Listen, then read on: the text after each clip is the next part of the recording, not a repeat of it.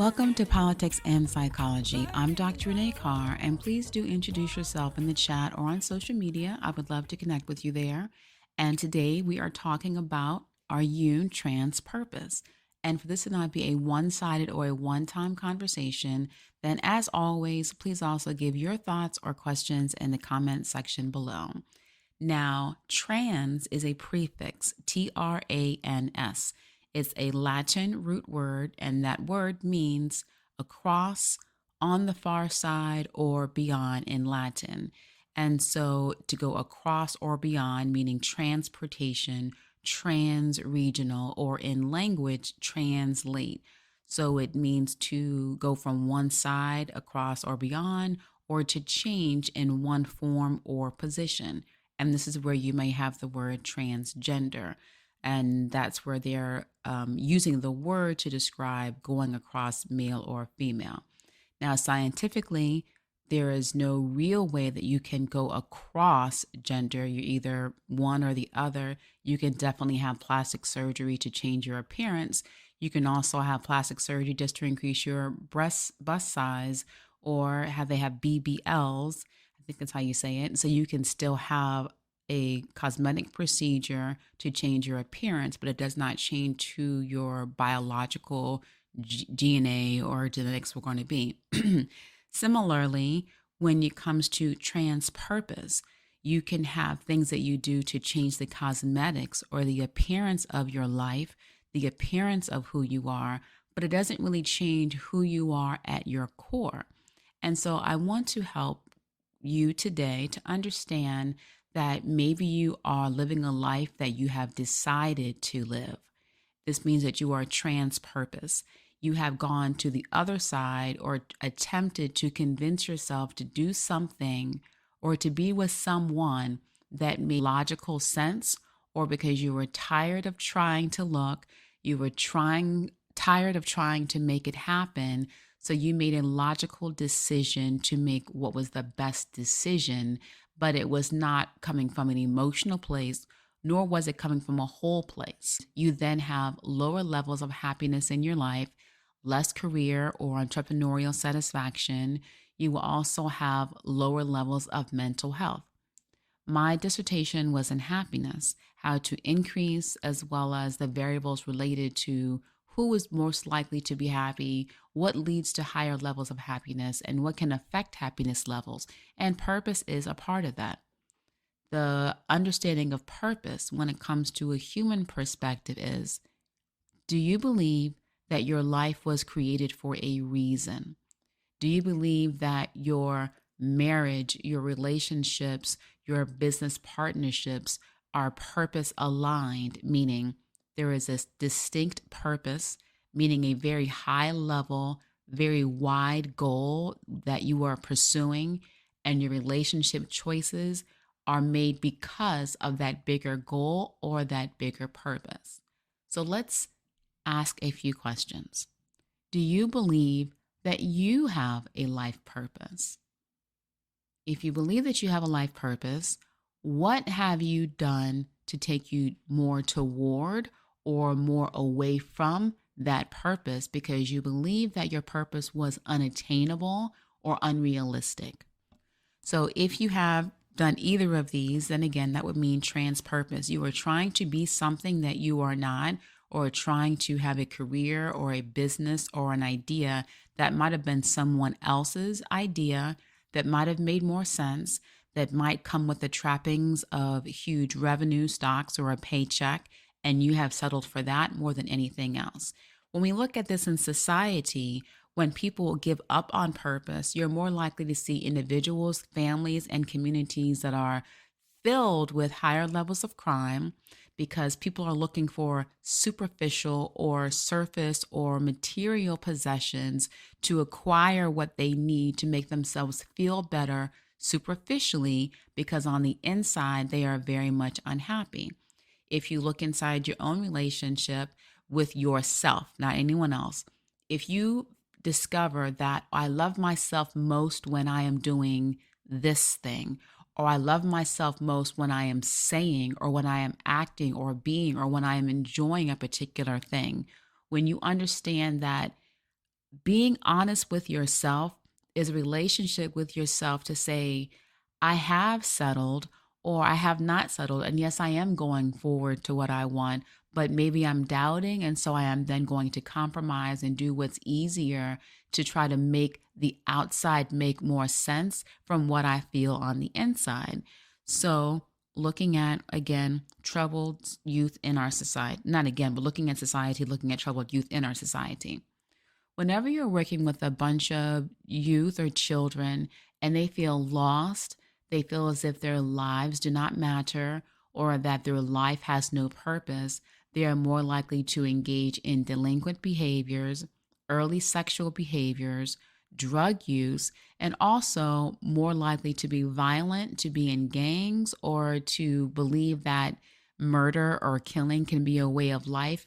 Because if they don't value their own life, then they're not going to value the life of someone else.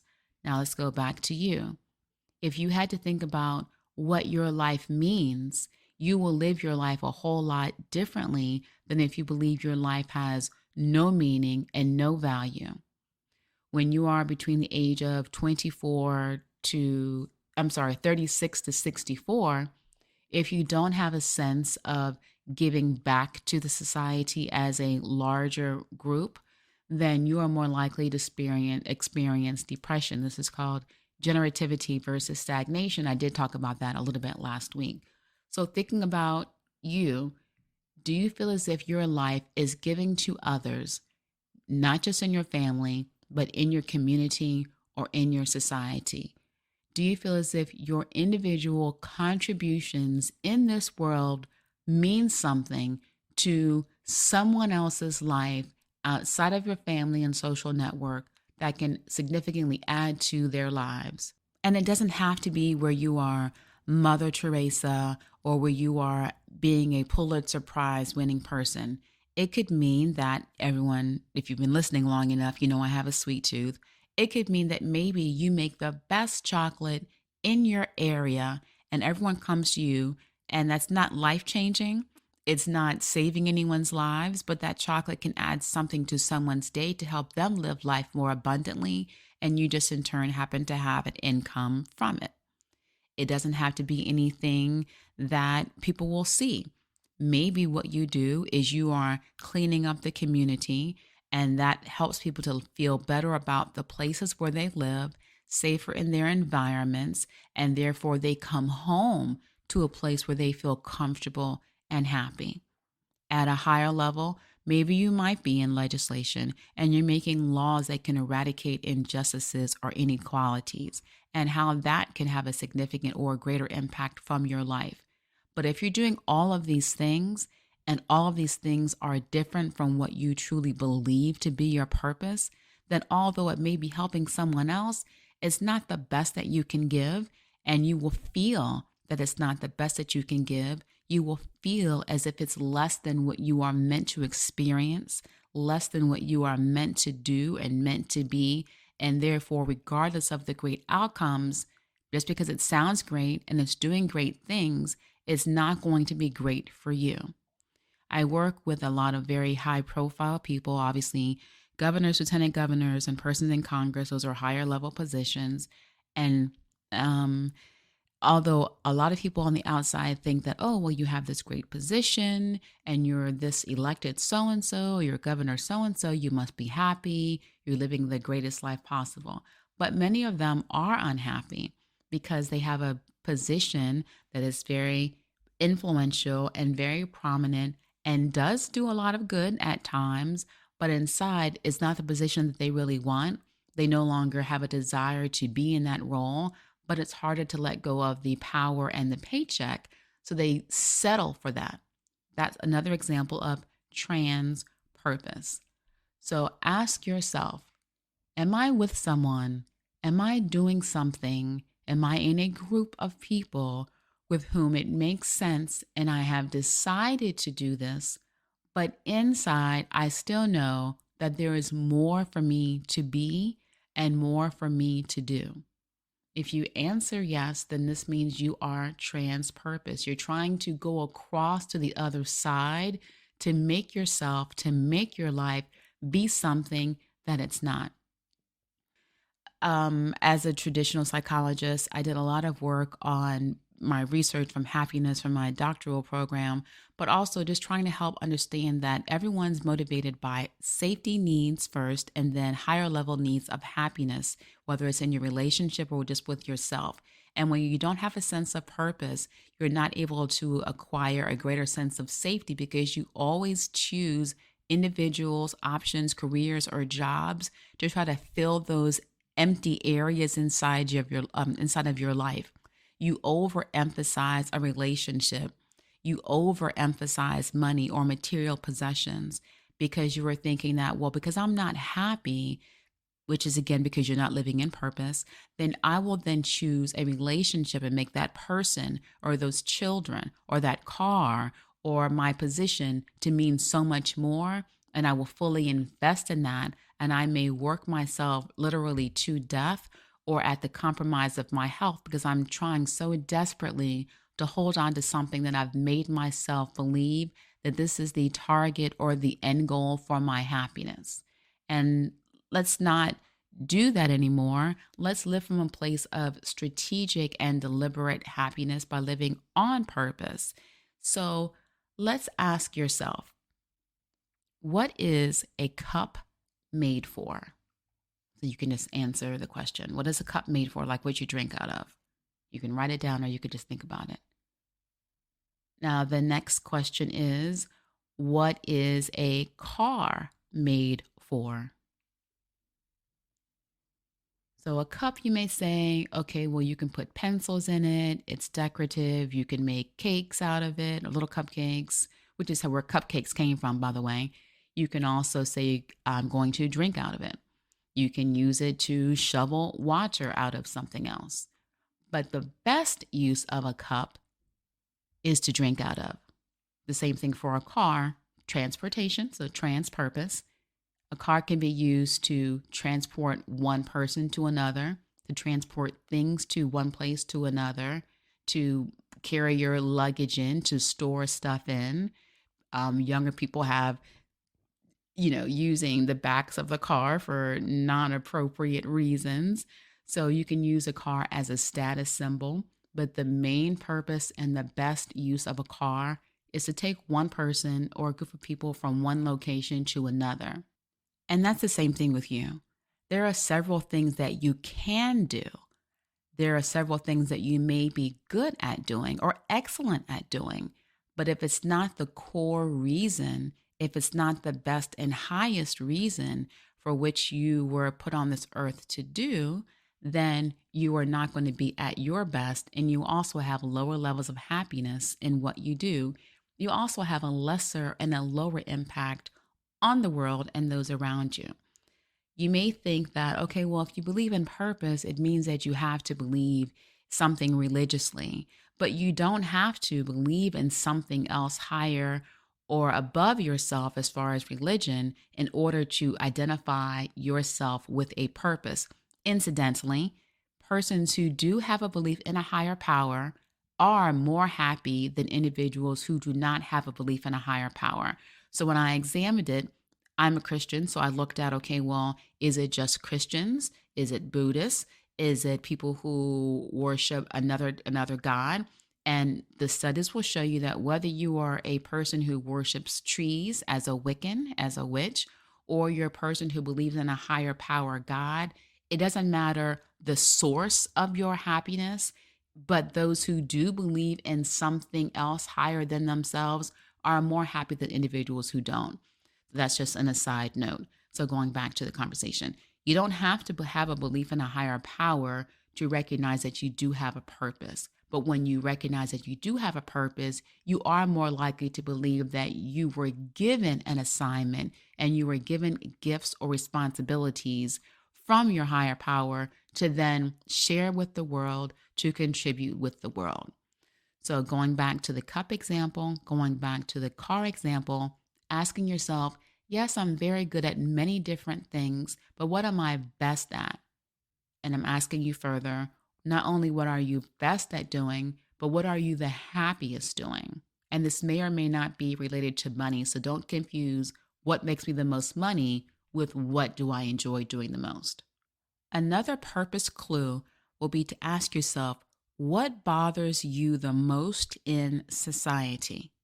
So if you can't stand trash on the ground, if you can't stand smoke in communities or in the air, then you may have a higher attraction to environmental careers.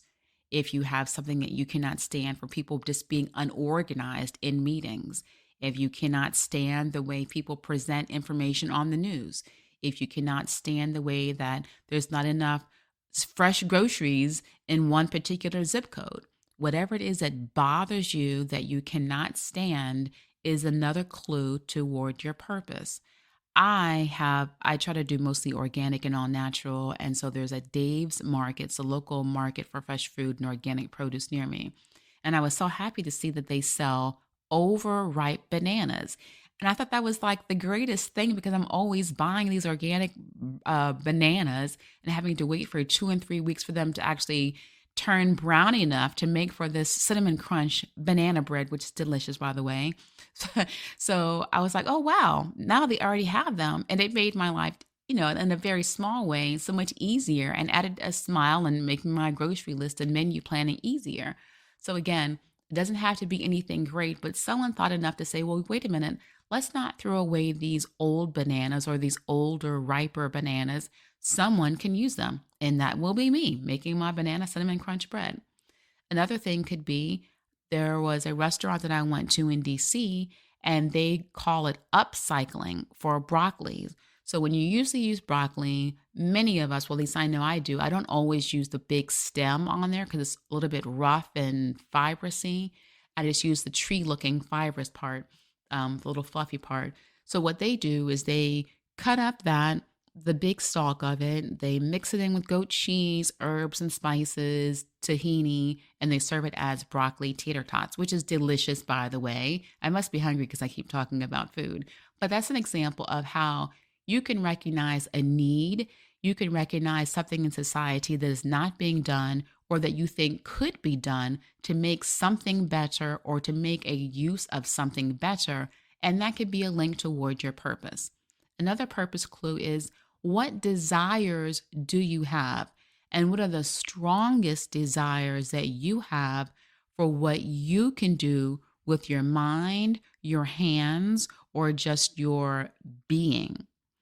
That's a clue to what your higher level gifts are and how that can then serve you back by you having enjoyment from it.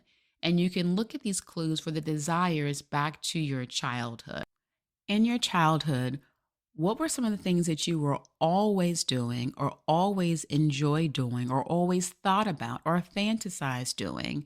And you still have those desires on some level today, although it may be an adult form of it.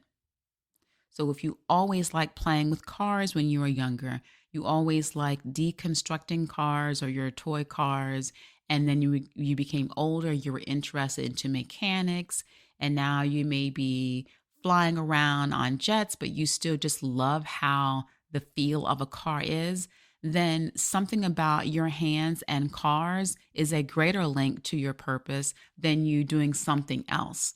Similarly, if there was something that you always were not good at from the time that you were younger, and this is to say that you were doing some things well, but there were other things that you consistently did not do well despite you putting in your best effort.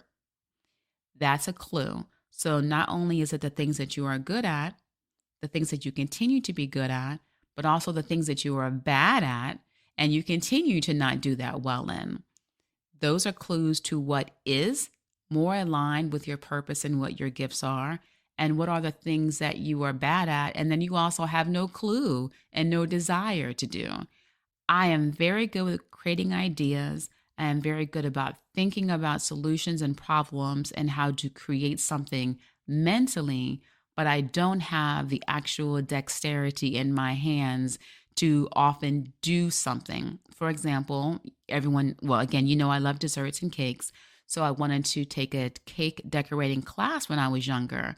And although I had these great, fantastic ideas in my mind for how this cake was going to look, I never could actually do that unique design with my hand, regardless of how many classes I took. I also, despite being a self defined nerd, would always excel in English, writing, talking, public speaking, theater, all the things where you're what I'm doing now, talking, but not so hot in math or algebra or calculus. Like I would just pray just to get a C, regardless of how much I did. And so when you recognize the things that you're not so good at, despite doing your best, it just gives you a redirection of don't waste your time doing things that you're naturally not good at doing and that you also don't have a desire to do when there are these other two or three things that significantly stand out to show your talents and abilities because those things that you don't do so well are helping to take off the table, helping to take off of your consideration. Don't waste your time going over there. Those aren't your gifts. Those are not purpose aligned for you. You're really meant to do something different, which is the other areas, the two or three that you really are good at and you enjoy doing.